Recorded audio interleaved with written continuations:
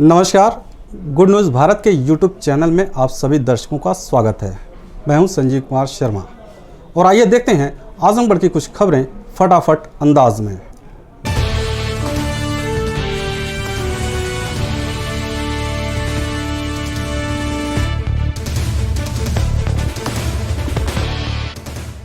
आजमगढ़ जिले में लॉकडाउन का सख्ती से पालन कराने के लिए एसपी खुद सड़क पर उतर गए। शहर क्षेत्र के हर चौराहे और तिराहों पर तैनात पुलिसकर्मियों से फीडबैक लेने के साथ ही अनावश्यक रूप से आ जा रहे लोगों की सघन तलाशी के साथ उनसे पूछताछ की। बता दें कि लॉकडाउन के दौरान बहुत से ऐसे लोग मिले जो पास किसी और का और वाहन को कोई और इस्तेमाल करते पाए गए। इस पर एसपी प्रोफेसर त्रिवेदी सिंह ने पुलिसकर्मियों को आदेश दिया कि वाहन को सीज किया जाए। साथ ही एसपी ने सभी पुलिसकर्मियों को सोशल डिस्टेंसिंग का पालन करने का निर्देश दिया। उन्होंने हिदायत दिया कि सभी वाहन से आने जाने वाले लोगों से पूछताछ किया जाए। पूछताछ के दौरान यदि कोई बाहर निकलने का सही प्रमाण नहीं देता है तो उसके खिलाफ सख्त कार्रवाई करें। एसपी के खुद सड़क पर निकलकर जांच करने के दौरान पुलिसकर्मियों में हड़कंप की स्थिति बनी रही। आपस में गाड़ी के पास लगाए हैं सर। गाड़ी करने के बाद दूसरे की गाड़ी है सर, दूसरे का पास है और इस्तेमाल ये कर रहे हैं। गाड़ी चलन कर दो, गाड़ी का चलन चला करो गाड़ी का। कोरोना को लेकर आजमगढ़ से एक बड़ी खबर है। आजमगढ़ का एक ऐसा इलाका जिसमें एक माह पूर्व हुई शादी का एक माह बाद ऐसा असर हुआ कि पूरा गांव खौफ के साए में आ गया। गांव को आजमगढ़ के प्रशासनिक अधिकारियों ने सील कर दिया है और जिस परिवार में शादी हुई थी उसे आजमगढ़ के मेडिकल कॉलेज के आइसोलेशन वार्ड में भर्ती कर उसकी सैंपलिंग की गई है। इस गांव में कोरोना वायरस के दहशत की कहानी कुछ यूं है। बीते 23 मार्च से ठीक पहले आजमगढ़ के बरदा थाना क्षेत्र की एक गांव में अनुसूचित बिरादरी में सामान्य रूप से शादी हुई। बारात राजस्थान से आई हुई थी। शादी होने के बाद लॉकडाउन घोषित हो गया, जिसके चलते दामाद ससुराल में ही रुक गया और बीते 14 अप्रैल को राजस्थान के लिए निकला। उसे राजस्थान के हनुमानगढ़ इलाके में जाना था। 18 अप्रैल को जब वहां सीमा पर पहुंचा तो सुरक्षाकर्मी मेडिकल चेकअप करने लगे तो इस नवविवाहिता दंपत्ति को कोरोना वायरस पॉजिटिव आ गया। पूछताछ में पता चला कि ये दोनों आजमगढ़ जिले के रहने वाले हैं। वहां के तहसीलदार द्वारा आजमगढ़ के ग्राम प्रधान को सूचना दी गई। प्रधान ने थानाध्यक्ष को सूचना दी और गांव में स्वास्थ्य विभाग की टीम पहुंचकर गांव के पूरे हरिजन बस्ती को सील कर दिया। जिस परिवार में शादी हुई थी उस परिवार की लड़की की मां प्रेमा देवी सहित पूरे परिवार को आजमगढ़ के मेडिकल कॉलेज चक्रपानपुर में भर्ती कर दिया गया है। जांच रिपोर्ट 3 दिन में प्राप्त हो जाएगी, उसके बाद स्थिति स्पष्ट होगी। फिलहाल गाँव में स्वास्थ्य विभाग की टीम कैंप कर रही है।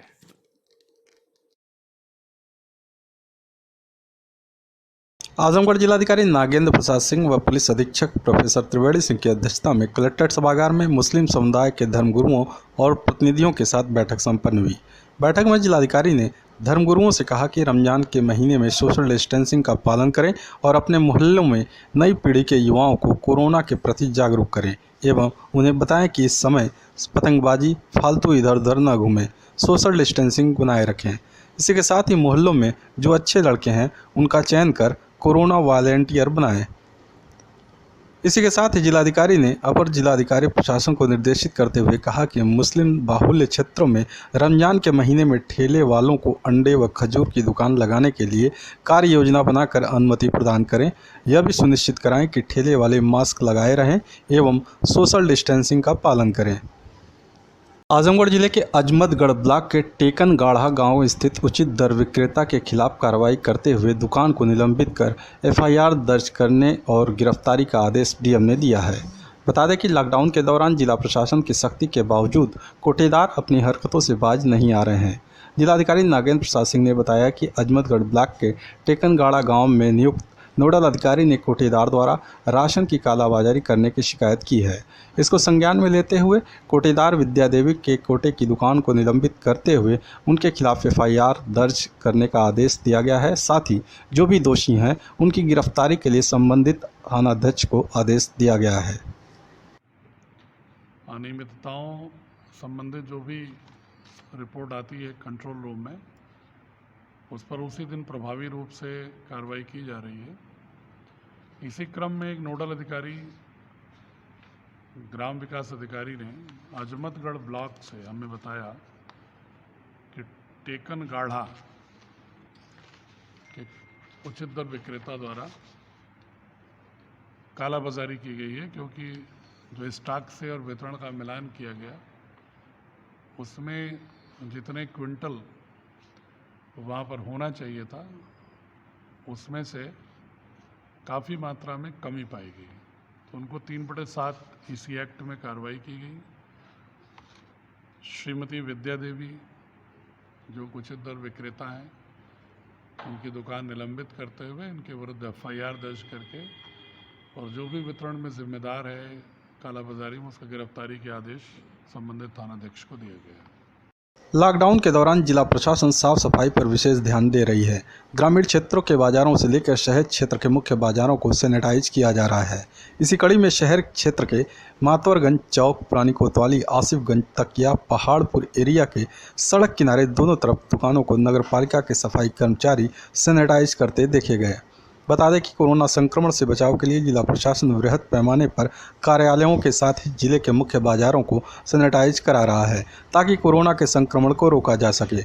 इसी के तहत सफाई कर्मचारी टैंकर लेकर मुख्य बाजार में निकले और सड़क के दोनों किनारों पर स्थित दुकानों के शटर के साथ ही अन्य जगहों को सैनिटाइज किया।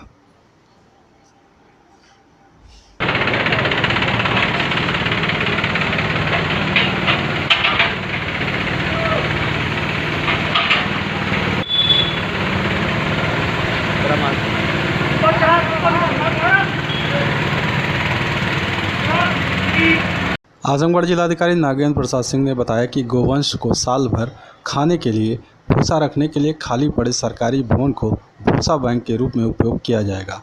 उन्होंने कहा कि वर्तमान समय में कोविड-19 वायरस के संक्रमण को फैलने से रोकने के लिए 3 मई 2020 तक शासन द्वारा लॉकडाउन घोषित किया गया है। जिलाधिकारी जन सामान्य को अवगत कराया कि उत्तर प्रदेश गो संरक्षण एवं संवर्धन योजना के अंतर्गत जनपद में 37 अस्थायी गोवंश आश्रय स्थल एवं एक वृहद गो संरक्षण केंद्र संचालित है। मूक बधिर गोवंश के भरण पोषण के कार्य में जन सामान्य की सहभागिता नितांत आवश्यक है। वर्तमान समय में कृषकों द्वारा रबी फसल की कटाई मड़ाई का कार्य किया जा रहा है। जनपद में संरक्षित निराश्रित बेसहारा गोवंश को साल भर खाने हेतु भूसा का स्टोर कराया जाना है, जिसमें जन सामान्य की सहभागिता अपेक्षित है। उन्होंने कहा कि गोवंश आश्रय स्थल के बगल में जो सरकारी भवन खाली हैं उसे भूसा बैंक के रूप में उपयोग किया जाएगा। जिलाधिकारी ने कृषकों से अपील किया कि फसल अवशेष को जलाएं नहीं, बल्कि गोवंश आश्रय स्थलों में पशुओं हेतु भूसा को दान करें। निराश्रित गोवंश के लिए चारे की समस्या, भूसे की समस्या बरसात में न हो, इसके लिए हमने प्रत्येक विकास खंड से कुछ ऐसे कृषक जो भूसा दान दे सकते हैं उनकी सूची बनाई थी। तो लगभग 88 किसान डिप्टी डायरेक्टर एग्रीकल्चर ने बनाया था सूची। उसमें से लोगों ने देना शुरू कर दिया है। लगभग 1358 क्विंटल भूसा हमें निराश्रित गोवंश के लिए दान में दिया है। उन किसानों को मैं धन्यवाद देता हूं। फसलों को जलाएं ना, फसलों के जो अवशेष हैं, बल्कि उसको अगर उन्हें उखाड़ने में कोई दिक्कत है तो उसको जलाने की बजाय अगर वो सूचित करें तो मनरेगा के लेबर कंपोनेंट से उसको हम अपने पशुओं के लिए, अपने यूज़ के लिए ले लेंगे। आज हमने ये भी निर्देश दिया है कि जितने भी सरकारी भवन जो खाली पड़े हैं, जैसे उदाहरण के लिए कोऑपरेटिव के बहुत सारे ऐसे भवन हैं जो फंक्शनल नहीं हैं, उनकी बिल्डिंग खाली पड़ी हैं, क्रियाशील नहीं है किन्हीं कारणों से, तकनीकी कारणों से, या तो भंग हो चुका है प्रशासक बोर्ड उनका, या जो भी कारण हो, उसकी सूटेबिलिटी की जांच करते हुए उसको भूसा बैंक के लिए हम आरक्षित करा रहे हैं। मिलते हैं एक छोटे से ब्रेक के बाद। आप देखते रहिए गुड न्यूज़ भारत।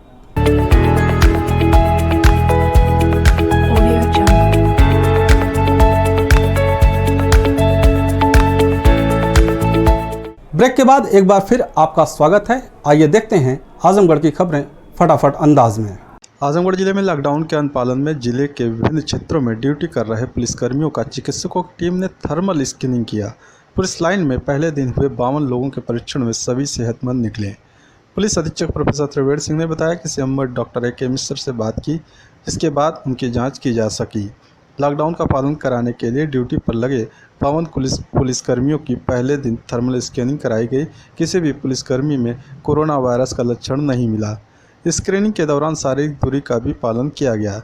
एसपी ने कहा कि जब हमारे पुलिसकर्मी स्वस्थ रहेंगे तभी अच्छी तरह से अपनी ड्यूटी कर सकेंगे। उन्होंने कहा कि एहतियात के तौर पर 50 वर्ष से अधिक आयु वाले पुलिसकर्मी की ऐसी जगह ड्यूटी लगाई गई है जहां बैरियर है, और जो लड़के युवा हैं उनकी ड्यूटी ऐसे जगहों पर लगाई गई है जहां लोगों का आवागमन ज़्यादा है। इस लाइन में डॉक्टर्स की टीम लगी हुई है। ये हमारे जितने भी पुलिसकर्मी हैं, उनके परिवार के लोग हैं, उनके चेकिंग का हमने वो शुरू कराया है। क्योंकि हमारे पुलिसकर्मी फ्रंट लाइन पे आके काम करते हैं, वो भीड़ भाड़ एरिया में जा करके वो सोशल डिस्टेंसिंग का पालन कराते हैं, लॉकडाउन के नियमों का पालन कराते हैं, इसलिए उनको भी इन्फेक्ट होने के चांसेस हैं। तो हम ये एक डॉक्टर्स की टीम लगा के देख रहे हैं कि कहीं उन पर इन्फेक्शन तो नहीं है या कहीं इस तरह के सिम्टम्स तो नहीं आ रहे। जब हमारे पुलिसकर्मी स्वस्थ रहेंगे, सुरक्षित रहेंगे, तभी अच्छी ड्यूटी करेंगे। इसलिए हम लोगों ने डॉक्टर्स की टीम लगा कर पुलिस में एक चेकिंग अभियान शुरू कराया है। ठीक है, हम लोगों ने एक काम और शुरू किया है कि जितने भी वो पुलिसकर्मी जिनकी एज 50 साल से ज़्यादा हो गई है और किसी न किसी बीमारी से ग्रस्त हैं, उनको हमने मेन ड्यूटी से अलग हटा करके बैरियर या इस तरह के पिकेट ड्यूटी पर रखा है। और जो लड़के यंग हैं, जो स्वस्थ हैं, उनकी ड्यूटी हम लोगों ने ऐसी जगह पे जहाँ पे दुकानें हैं, जहाँ पे लोगों का आवाजाही है, ऐसी ड्यूटी हमने उनको लगाई। लॉकडाउन पीरियड में विद्यार्थियों के लिए ई लर्निंग की सुविधा को देखते हुए अब सरकार ने पुस्तकों की दुकानों को भी छूट दी है। लेकिन दुकानें तो खुलेंगी, लेकिन पुस्तकों की होम डिलीवरी करनी होगी। कोई भी विद्यार्थी या अभिभावक दुकान पर पुस्तक खरीदने नहीं जाएगा। पुस्तक खरीदने के लिए विक्रेताओं के मोबाइल नंबर पर संपर्क कर ऑर्डर करेंगे। उसके बाद विक्रेताओं द्वारा उसकी होम डिलीवरी की जाएगी, जिससे कि दुकानों पर भीड़ न लग सके और शारीरिक दूरी का पालन सुनिश्चित हो सके। इसी के मद्देनजर डीएम नागेंद्र प्रसाद सिंह ने कलेक्ट्रेट सभागार में पुस्तक विक्रेताओं के साथ बैठक की। उन्हें निर्देश दिए कि वाहन से उन्हें आपूर्ति करनी होगी और वे इन नंबरों पर संपर्क कर सकते हैं। ये जो नंबर दिए गए हैं, आप सुविधा अनुसार इन क्षेत्रों में इन नंबरों पर संपर्क कर सकते हैं। बैठक थी क्या? आज हम लोग डीएम साहब से जो है आजमगढ़ बुक फेयर को लेकर के बात की है कि बच्चों को किताबें कैसे उपलब्ध होंगी और किस तरह से उपलब्ध होंगी। तो डीएम साहब का इस मामले में बहुत सकारात्मक सहयोग मिलने की स्थिति रही। उन्होंने कहा कि आप लोग ऑनलाइन किताबें गार्जियन तक पहुंचाने की कोशिश करिए। आप लोग अपना नंबर दे दिए और देहात में जहां पे जो स्कूल है वहीं से उन लोगों की किताबें सप्लाई हो जाएंगी। और डीएम साहब का बहुत बहुत धन्यवाद इस काम के लिए कि उन्होंने हम लोगों के ट्रेड के बारे में सोचा है। आजमगढ़ जिलाधिकारी ने बताया कि लॉकडाउन की अवधि में प्रधानमंत्री गरीब कल्याण अन्न योजना के अंतर्गत अंत्योदय एवं पात्र गृहस्थी कार्ड धारकों में अब तक 92% लोगों में निःशुल्क चावल का वितरण किया जा चुका है। जिलाधिकारी ने बताया कि जनपद में 7,70,000 प्रचलित राशन कार्ड के सापेक्ष 6,80,000 राशन कार्ड धारकों को निःशुल्क चावल का वितरण किया गया है। इसी के साथ ही प्रचलित राशन कार्डों के सापेक्ष 16,476 मीट्रिक टन आवंटित चावल के सापेक्ष 15,181 मीट्रिक टन चावल का वितरण किया जा चुका है। उन्होंने बताया कि अंत्योदय एवं पात्र गृहस्थी कार्ड धारकों को निःशुल्क चावल का वितरण अभी 26 अप्रैल तक किया जाएगा। चावल का जो वितरण है वह 7,70,000 कार्ड होल्डर्स में से 6,80,000 को हो चुका है। लगभग 15,181 मीट्रिक टन चावल का वितरण किया जा चुका है। जितना वितरण होना है यूनिट के हिसाब से 5 किलो पर यूनिट, उसका 92% वितरण हो चुका है। अभी 26 तक और वितरण होना है। आजमगढ़ जिले के जहानागंज थाना क्षेत्र के बरहती जगदीशपुर गांव में बीते कई सालों से दो लोगों के बीच चल रहे जमीनी विवाद को लेकर एक पक्ष के युवक ने कुल्हाड़ी से प्रहार कर दूसरे पक्ष के वृद्ध की हत्या कर दी। सूचना मिलने पर मौके पर पहुंची पुलिस ने शव को पोस्टमार्टम के लिए भेज दिया। बता दें कि जहानागंज थाना क्षेत्र के बरहती जगदीशपुर गांव के सुभाष राय का गांव के रमेश गुप्ता से काफ़ी पुराना ज़मीनी विवाद चल रहा था। रमेश गुप्ता बाहर रहता है, घर पर उसके बच्चे रहते हैं। इन दोनों के बीच विवाद सुलझाने के लिए कई बार गांव में पंचायत हुई। अधिकारियों के कहने पर लेखपाल ने पैमाइश की, लेकिन हल नहीं निकला। करीब 5 दिन पूर्व एक पक्ष विवादित जमीन पर मंडई रख रहा था, दूसरे पक्ष ने शिकायत की। इस पर पुलिस ने कोई भी नया काम न करने को कहा था। बावजूद इसके एक पक्ष उस जमीन पर मंडई रख रहा था, दूसरे पक्ष ने विरोध किया तो इसी बात को लेकर विवाद हो रहा और मनबड़ ने कुल्हाड़ी से हमला कर सुभाष राय को घायल कर दिया। उसे स्थानीय डॉक्टर के यहाँ भर्ती कराया गया। परीक्षण के बाद डॉक्टर ने उसे मृत घोषित कर दिया। सीओ सदर मोहम्मद अकमल खान ने बताया कि जमीनी विवाद के चलते इस घटना को अंजाम दिया गया है। पुलिस आरोपी की तलाश में जुटी हुई है।